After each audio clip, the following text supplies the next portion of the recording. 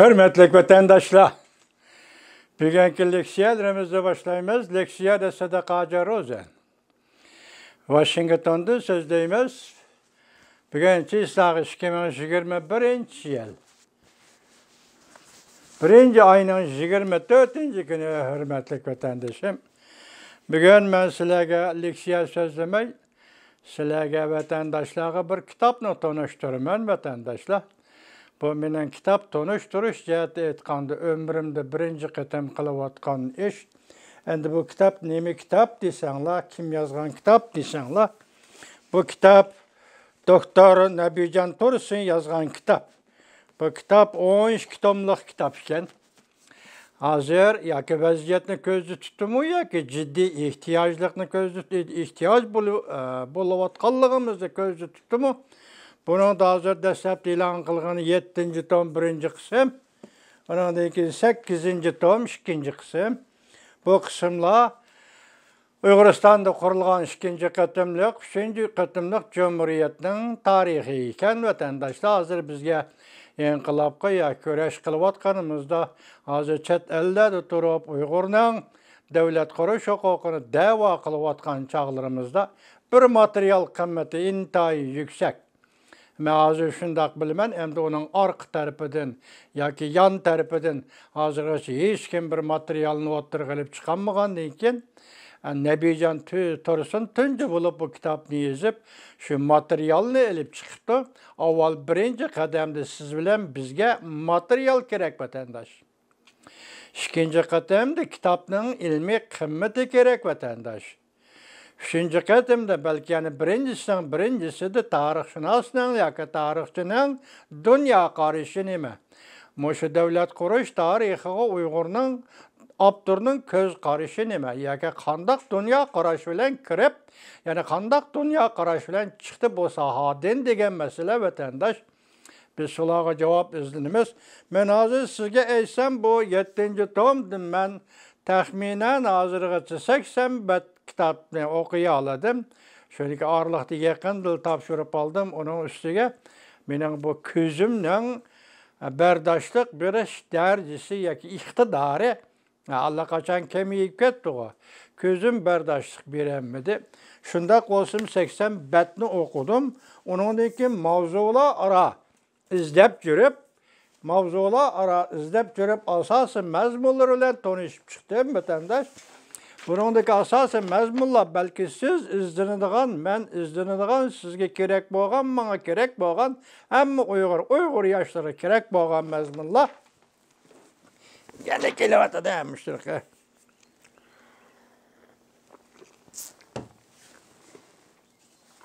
Gerek boğan mezmunlar. Bunun da mundak cümlelerini uçurttuğumuz hem de tarihi eser bu vatandaşım.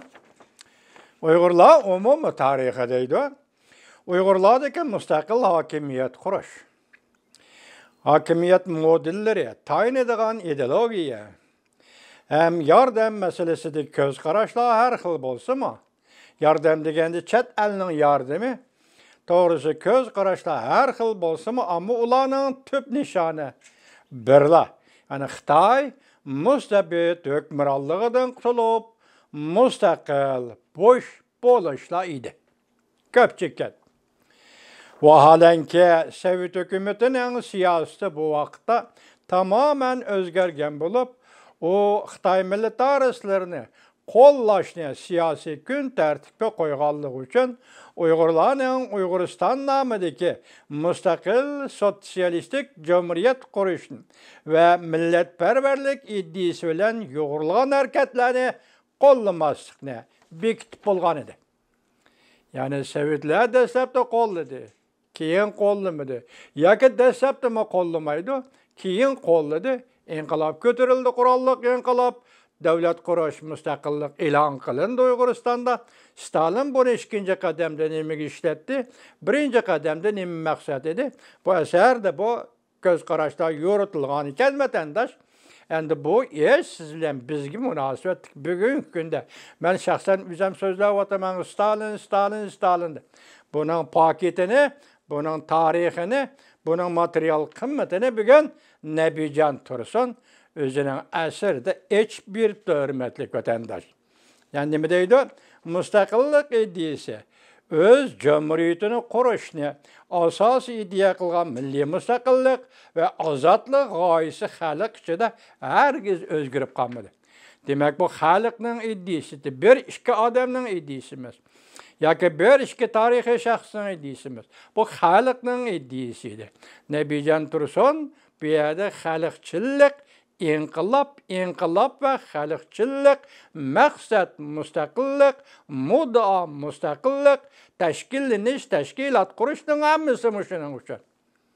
Demek bu tarixni Nabijon Tursun aşındaq yuritdi, hörmətlik vətəndaşım. Endikileyli 1920 yıllarının başlarında Qashqar qatarlıq joylarda hərəkət qılğan Yosh Qashqarlik cəmiyyəti. Yani Yosh Qashqar partiyası. Yani bir noktada Qashqar Yoshlar partiyası. Bu ham 25 yılları, haqiqatda 30 yılları, 40 yıllarda mı Qashqar atışni merkez kılgan halda bu partiye hərəkət kılgan edi vatandaş. Bu doğru yazılgan tezkirlava bula keyin vilayet tarafta. Nima Qashqarda qurilgan dastlabki hukumatga qatnashgan, hərəkət kılgan, keyin G'o'lji tarafta qurilgan hukumat kimi istoshlik qilgan, hatto qatnashgan bu partiya tashkiliy ravishda harakat qilgan partiyalar.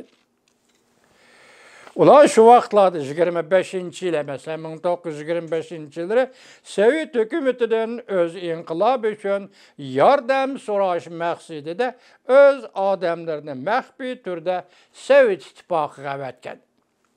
Ko'pchilik öz mustaqil cumhuriyetini qurish ideyalari Uyg'urlarni asos qilgan musulmon xalqlar orasida Xitoy hokimiyatiga qarshi ozodlik ko'rishi qilish, Xitoy milliy hukmronligidan qutulishni asos qilgan tashkilotchilik ko'p yillardan buyon davomlashib kelayotgan bo'lib, mustaqil cumhuriyet qurish ideyalarini nazariy asos qilgan tashkilotlar G'o'lja, Qashqar, Oqsu, Turpan va boshqa joylarda o'z faoliyatlarini qilgan, yoki orqa-orqadan qurilgan edi.